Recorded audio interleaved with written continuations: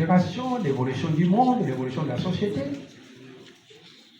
En 2080, ils vont se dire oui, la constitution de 2024 ou de 2025, 2026, il y a des choses qui sont bien, que nous pouvons garder, mais il y a d'autres qui sont dépassées. Mon avis personnel, tel que je connais cette constitution, j'ai travaillé là-dessus, j'ai proposé moi-même des révisions, on a accepté certaines révisions religieuses. Pour moi, il faut tout simplement changer la constitution. Ben, ici, chez nous, si vous posez à un parti politique, comme je le disais tantôt, ce sont les politiques qui gèrent les pays. Mais si un parti politique naît aujourd'hui, vous lui posez la question, vous, votre idéologie politique, c'est quoi? Nous, c'est le soutien au chef de l'État. Parce que les partis politiques sont considérés comme étant des écoles de grandes pensées pour encadrer, orienter. Les constitutions sont malades. Suivant les réalités, les aspirations, l'évolution du monde, l'évolution de la société. En 2080, ils vont se dire oui, la constitution de 2024 ou de 2025, 2026, il y a des choses qui sont bien, que nous pouvons garder, mais il y a d'autres qui sont dépassées, il faut revoir.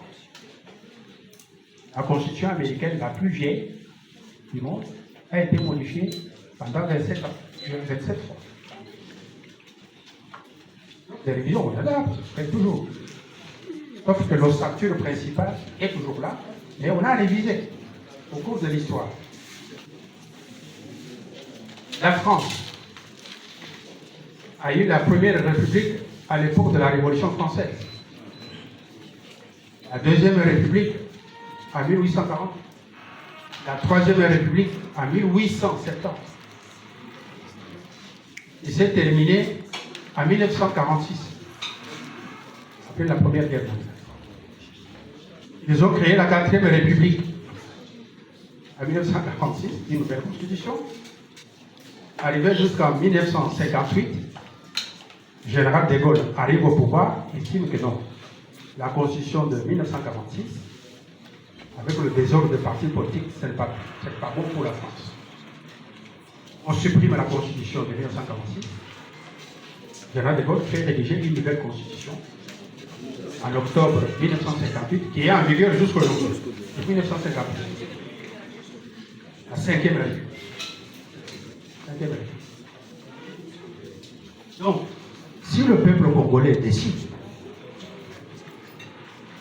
de passer dans la quatrième république, c'est un acte de souveraineté. Ce qui est important, c'est qu'il faut que le peuple se prononce.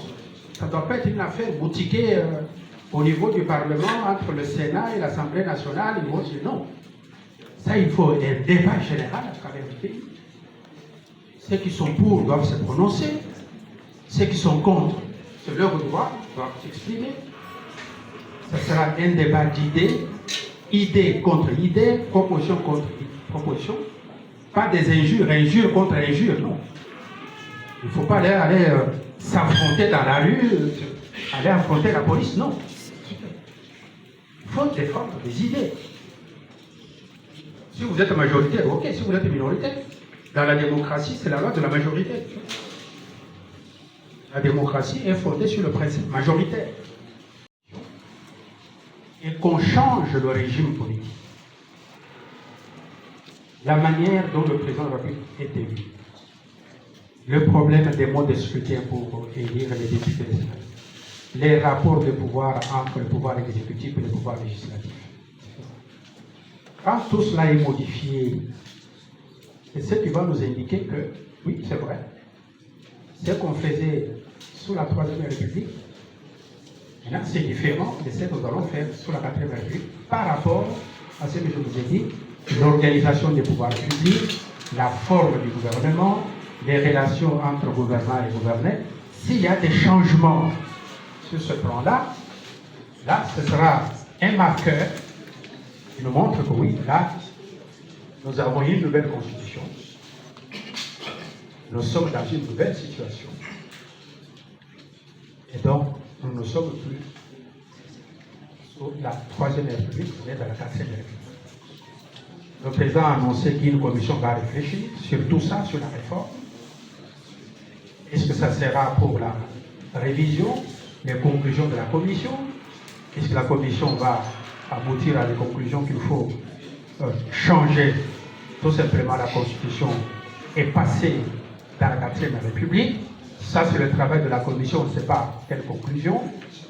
Mais pour moi, je vais vous donner mon avis, qui ne m'engage que moi-même. Et je vous demande de ne pas me suivre dans mon avis.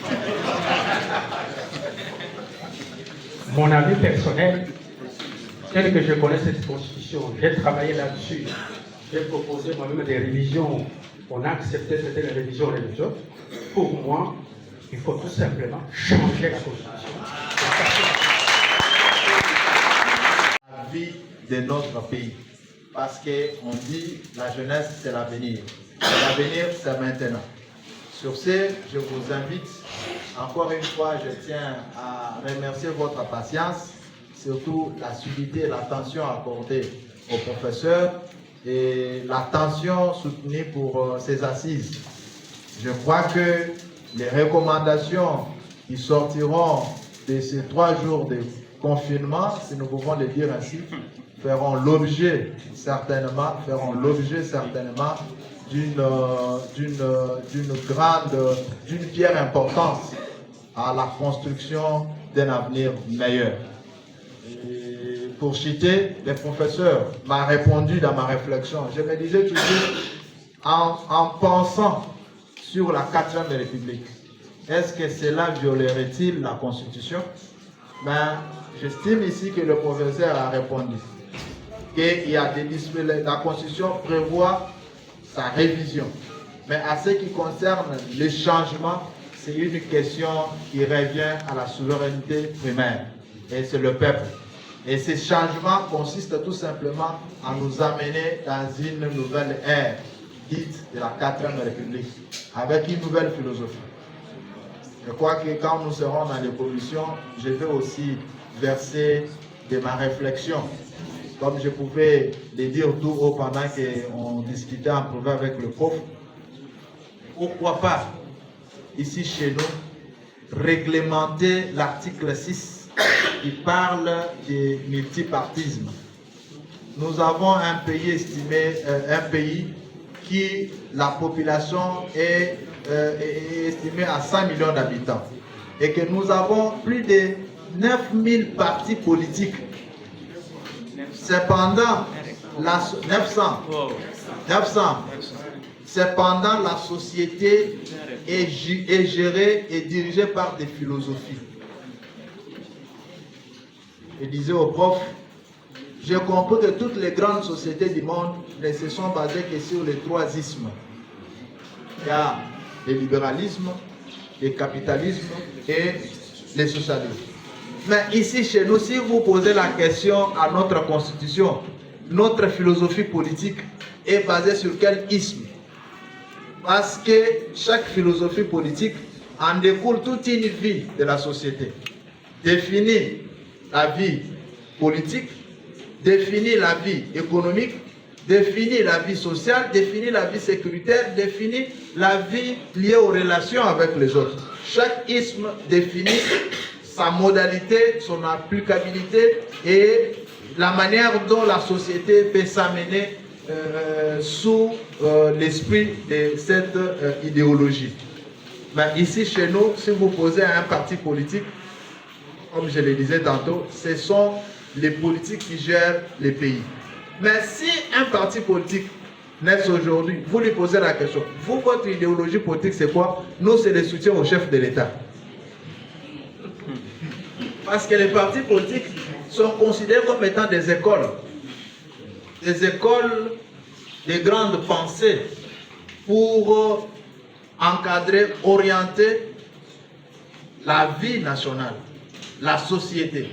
Mais s'il arrivait que l'objectif de notre parti politique, c'est le soutien au chef de l'État, bien évidemment, les jours où tu seras ministre, laisse-moi te dire, nous tomberons dans ce que les profs venaient de dire tantôt.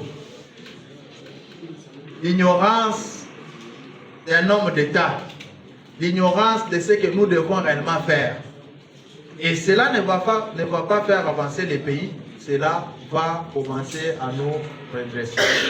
Et que nous pouvons faire 1000 ans de l'indépendance sans se développer, être toujours un pays sous-développé. Pourquoi? Parce qu'il n'y a pas une idéologie déterminée, il n'y a pas une philosophie, un courant politique permettant à ce que notre société soit encadrée, et que chaque secteur soit défini selon cette philosophie politique.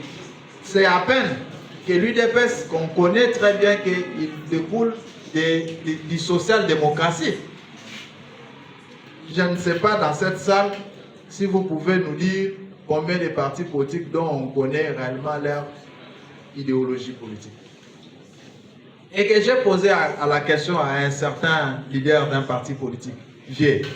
Si vous êtes du courant de social-démocratie, l'UDPS est du courant social-démocratie, Kamere social-démocratie, Mbemba libéralisme et les autres, mais pourquoi pas vous faire un bloc? Je voulais l'amener à une pensée. Il est évident que dans la 4e République que nous voulons, que nous arrivions à réglementer, à assainir le secteur politique ou de la création des partis politiques. Que cet article soit redéfini. En faisant quoi? Pourquoi pas aller dans des courants? Dire que nous avons la gauche et la droite. Ça nous éviterait les tribalismes. Parce qu'aujourd'hui, chez nous, les professeurs sous réserve d'être contredits par les professeurs, c'est seulement en RDC où les élections sont tribales et ainsi de suite. Je ne peux pas voir qu'aux États-Unis, est-ce que Trump a été voté parce qu'il est wallon ou bien il est tout ça? Non.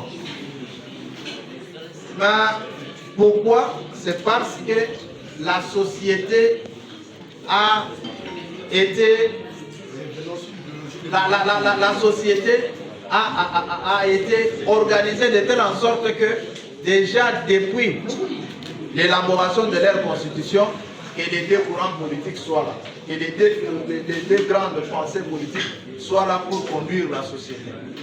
Vous verrez que après Félix, après le président Félix, s'il y aura encore un autre président, le même genre qui sont aujourd'hui dans la majorité présidentielle, demain ils seront également aussi dans la même majorité présidentielle.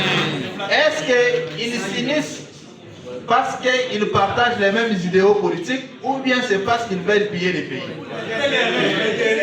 C'est leur intérêt, c'est piller les pays.